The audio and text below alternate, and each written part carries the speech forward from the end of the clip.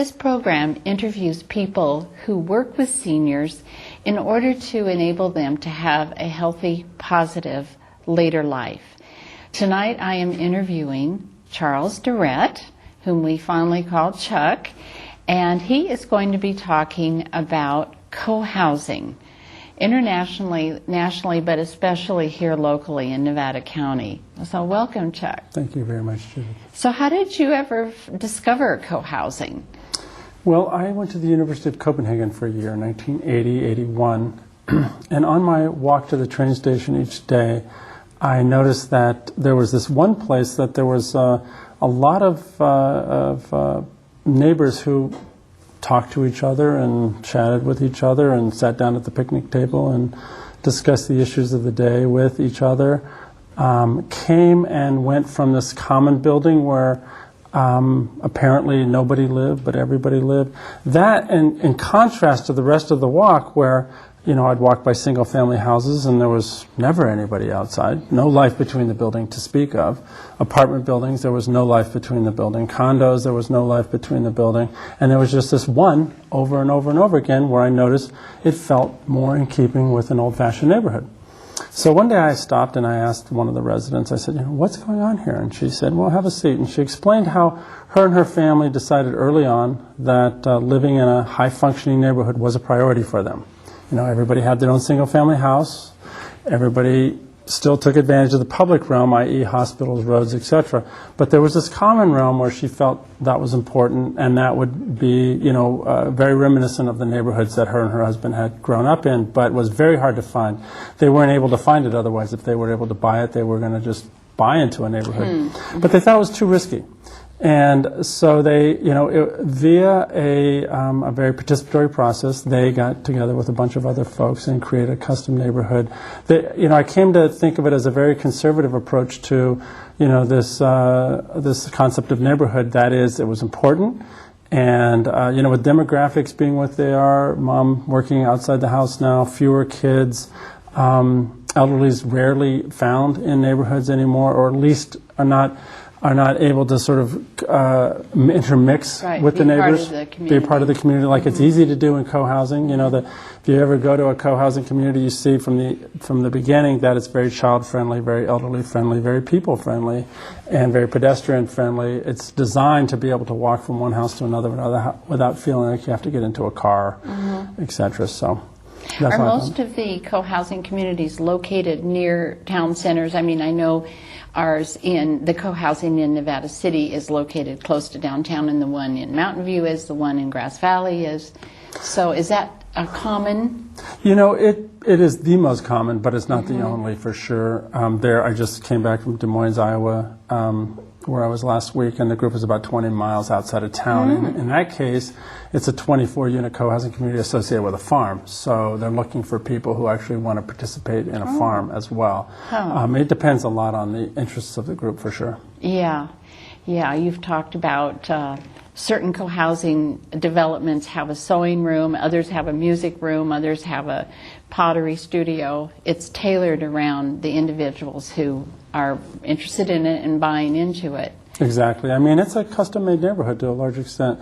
And, that it doesn't mean that it's not, set up for whoever joins the community. I mean, people do that all the time later on, and that's fine. But if you were to move into our co-housing community, with a music room, you would see, well, there's a music room, and that appeals to some people and doesn't appeal to others. But across the board, nobody participates in everything. I mean, I only use the music room on occasion. I use the swimming pool all the time. So, people have different interests. Yeah. So there, I know, are 120 co-housing communities in the U.S. and 4 or 5 senior co-housing? There's 4 finished, and the 5th one will be in Grass Valley, which is a 30-unit co-housing. Okay, so how did we get from you walking to college in Copenhagen to this point of 120 nationwide? Well, in 1984, Katie McCammett, my wife, who I met in Copenhagen in 1980, she's an American, but we met there. In 84 and 85, we went back to write a book about Danish co-housing because we were motivated to live in a place that we thought would be conducive to raising a family.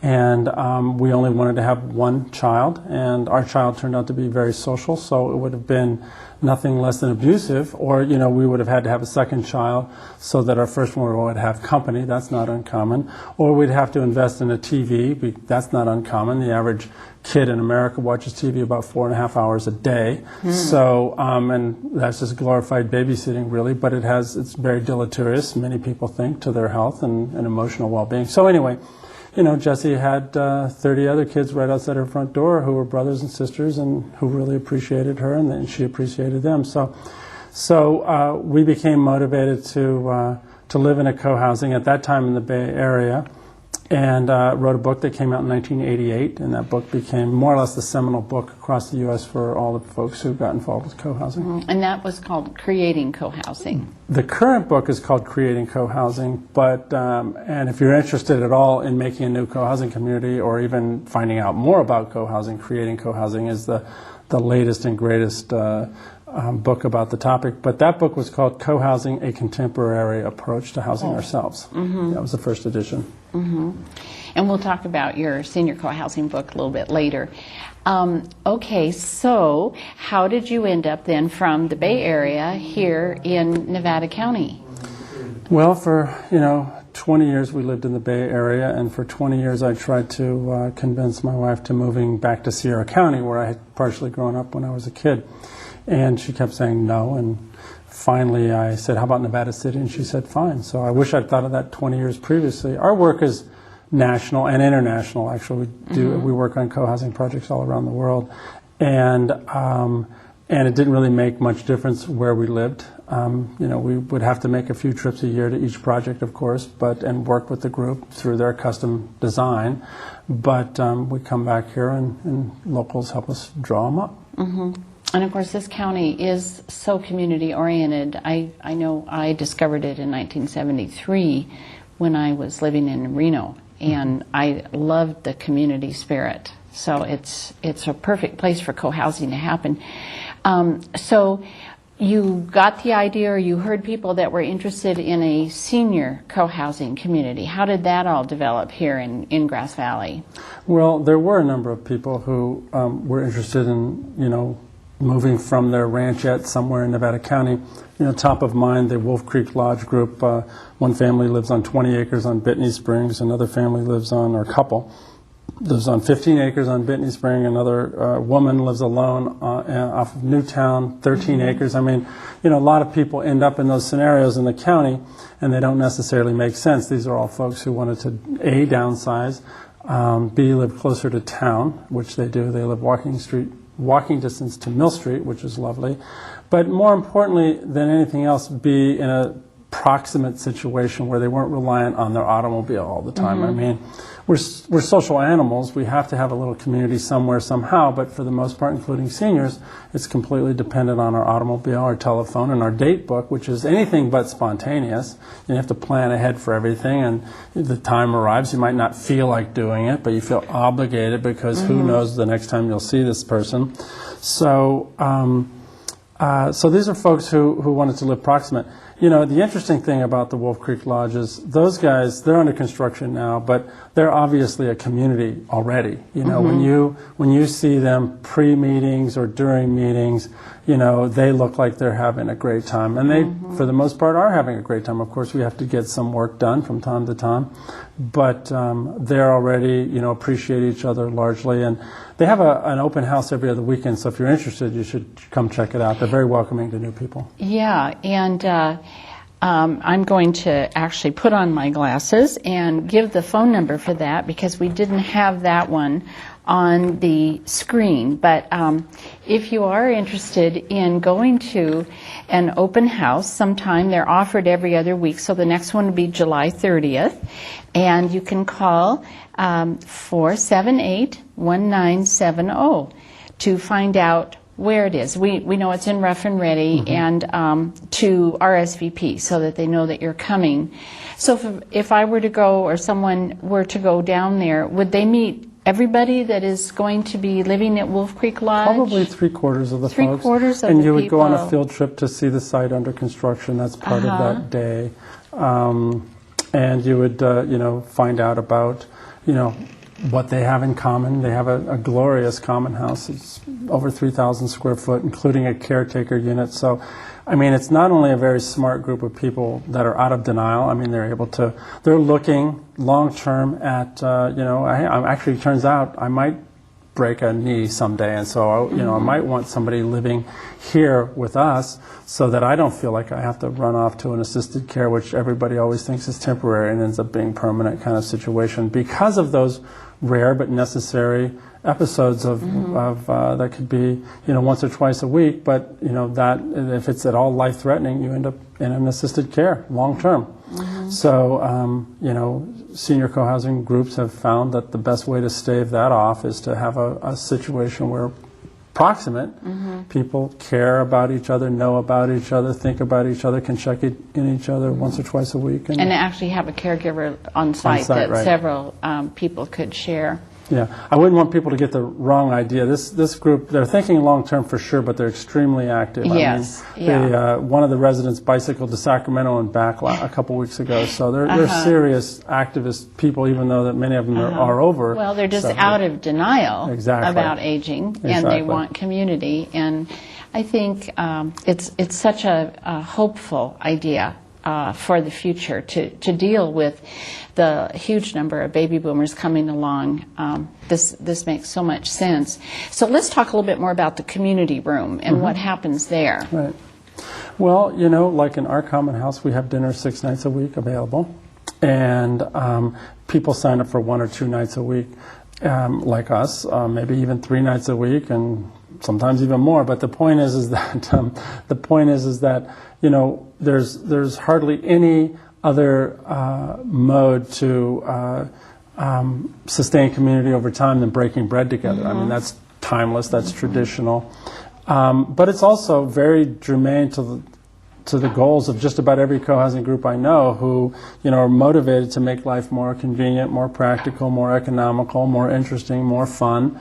And somebody else cooking dinner, somebody else shopping, somebody else cleaning up. You can hardly imagine a scenario where life could be more convenient, more practical. And of course, you all take turns doing that, right? So how many times a month does one person cook? Well, I cook and clean up about every 5 weeks, 5 or 6 weeks. There's over 50 adults there, so it turns out to work out. You don't have to do it too much. Exactly. I mean, theoretically, I don't have to cook or clean up. Well, I don't have to cook or clean up any more frequent than 5 weeks. Sometimes it's 6 weeks, depending on how the rotation works. But so I mean, that's one case. I mean, we also typically co-housing communities have a workshop, for example, and it's hard pressed to find a place where it's more obvious that in the private realm, typically you can have a little workshop in your garage or whatever, but it's not very sophisticated.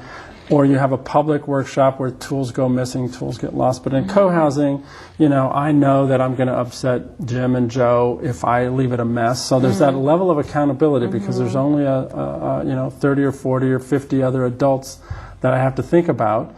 All people I know, all people that I appreciate. I used to have this saying, I don't want to upset Margaret on Thursday if I'm going to ask her to watch her kid on Friday. Yeah. So that's kind of small town kind of mentality, accountability that people feel. And, that's how co-housing got started in the U.S., where I wanted to, actually live in the Bay Area, but make a setting that felt like a small town, reminiscent of Sierra County, and across the country, group after group says, we're not really doing anything new. We're simply creating or recreating, if you will, consciously what used to happen more naturally when people lived in functioning neighborhoods in small towns. Today, unfortunately, with the scale that neighborhoods get built at by developers, etc., and our default scenario is just a ranchette in the woods somewhere, which doesn't serve anybody except maybe the farmer. They're the rancher and the farmer, that makes sense.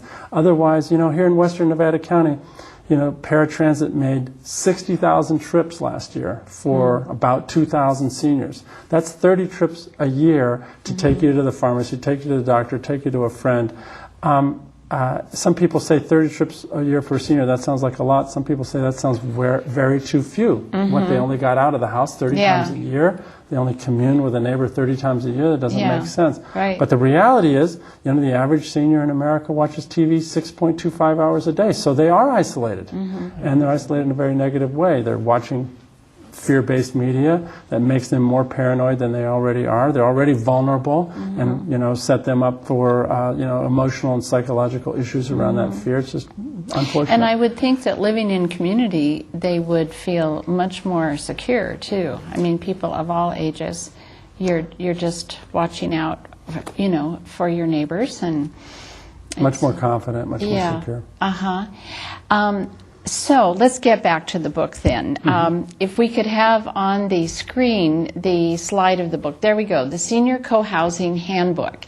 So tell us about this, and also how people can get a copy if they're interested. Well, getting a copy the easiest way is probably to go to newsociety.com, the publisher, a Canadian company. Or Amazon, of course, or locally, for sure. I know that Harmony Books on Broad Street carries it. The Apple Center on Commercial Street carries it. I wouldn't be surprised if the bookseller in Grass Valley carries it.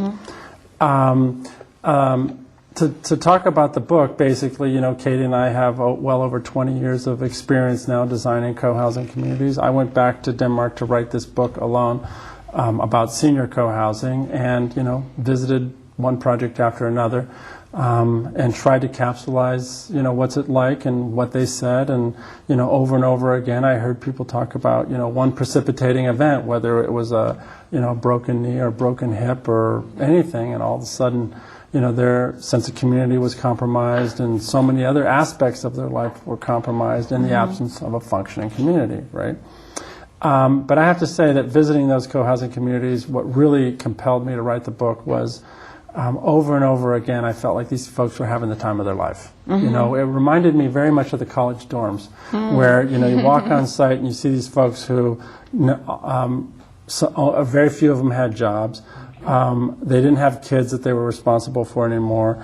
They had time. They were about the same age, and so they're right up there in terms of priorities was having a good time, having fun. And I just haven't seen any seniors anywhere have as much fun as I have in senior co-housing. Yeah, that's a good analogy. I never thought about, how we are in college, not working, no kids, usually. And, a lot of our orientation, yes, to learn. And, of course, that's part of co-housing, too. I'm sure people have classes together, book discussion groups and things, but they also do. You feel like if one senior knows how to make cheese, they teach everybody how to make cheese. One senior knows how to make bread, they teach everybody how to make bread. And all of a sudden you have this cross, pollination of information. You really see these seniors eldering each other. As opposed to isolated and vulnerable, they're together and really fulfilling their potential, not only as people, but as a whole community, which, 1 + 1 = 3 in co-housing all the time. I have an idea, you have an idea, and together they come up with even a better idea about how to do this or how to do that. The co-housing on the cover of the book, that group gets together every single morning, 7 days a week at 10 a.m. to go for a bicycle ride. Well, you start to see, again, they're eldering each other. Hey, if I can do this, you can do this. So, and, we're going to have a great time, and we'll stop at the coffee shop, and we'll talk about the issues of the day. I had dinner with the seniors at my co-housing. We have 20 seniors in Nevada City a few weeks ago, and it was so interesting to me that in the course of an hour, they had completely isolated or triangulated who the best knee doctor in the county was, right? There's 3 or 4 knee doctors, and they had completely agreed on who the best one was, right?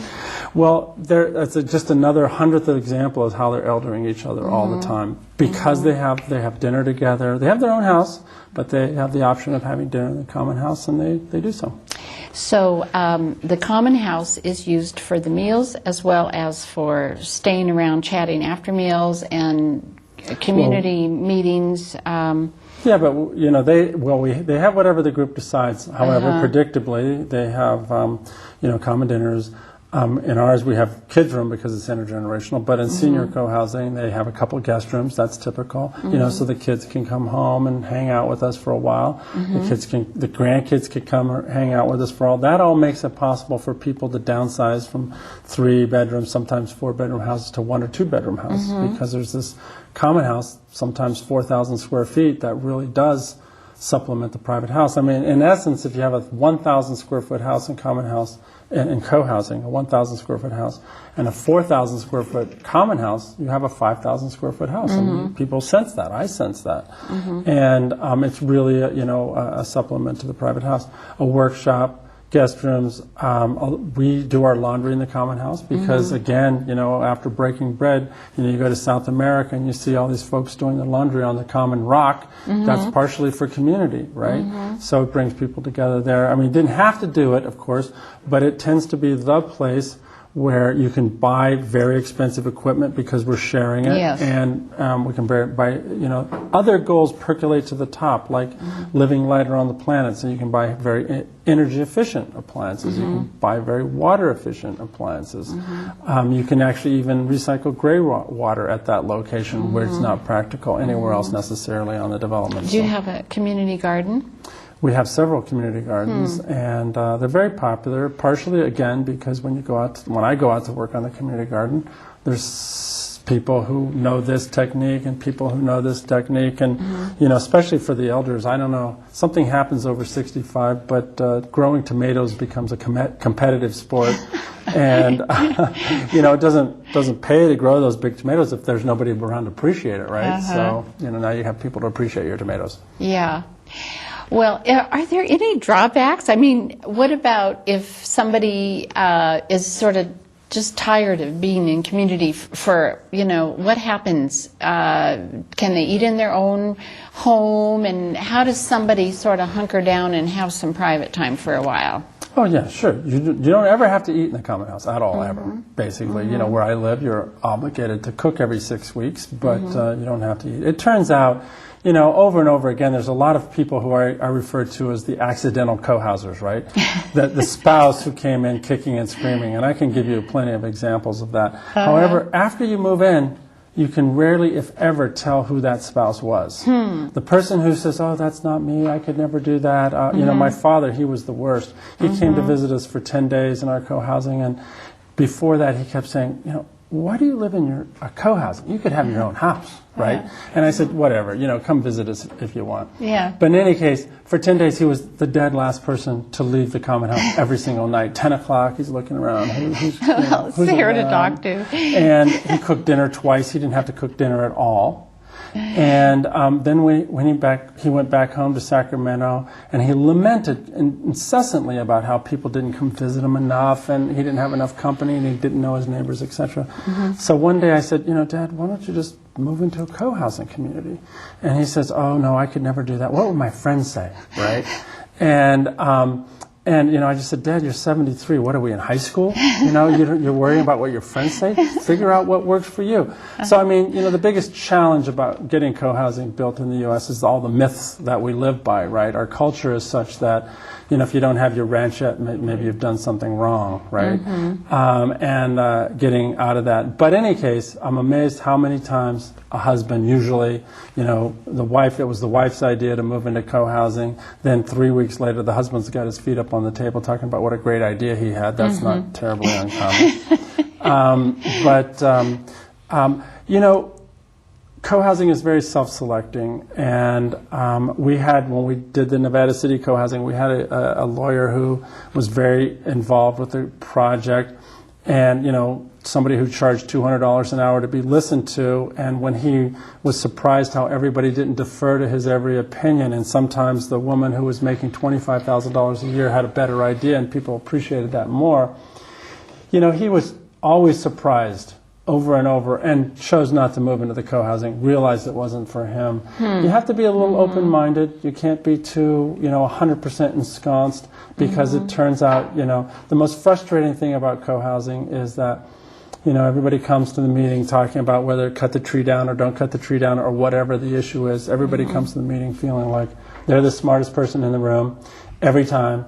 And so it takes some time to figure out the whole co-housing math, which is 1 + 1 = 3. I have an idea, you have an idea, and together we come up with a little better idea.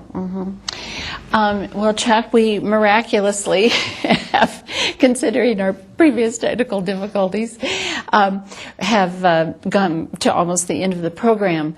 So what would you recommend to people who are just beginning? You know, they've watched the program, they're thinking, wow, I'd like to learn more about that. What would you recommend to our listening audience who want to learn more about co-housing? Well, if you're interested in intergenerational co-housing, you know, the new book, Creating Co-housing, is right off the press, basically.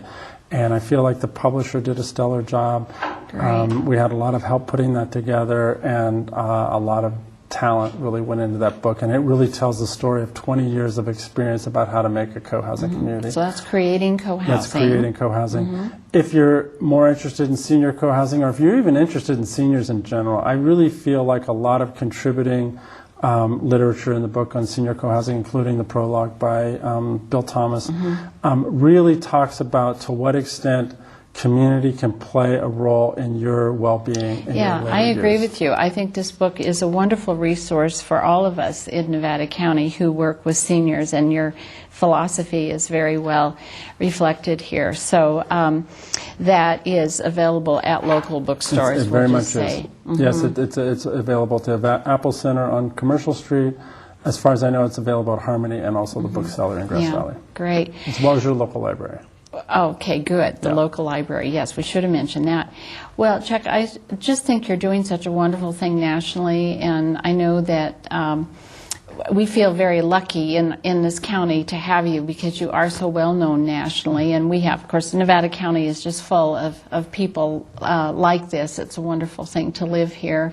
But I do think that you are helping to promote our community spirit here in Nevada County, and that's, of course, what community media is all about, too. And we want to close the show by saying a great, huge thank you to our team today, Sam Mills and Adele Taylor, Diane McIntyre, and Gail Woodman, and everybody else out there that helped us kind of get this program over its previous technical difficulties and come to a successful conclusion. So thanks again, Chuck, for coming today. Thank you very Wish much, you all the very best. Okay. Very much. Thanks for having me. Good night, everyone.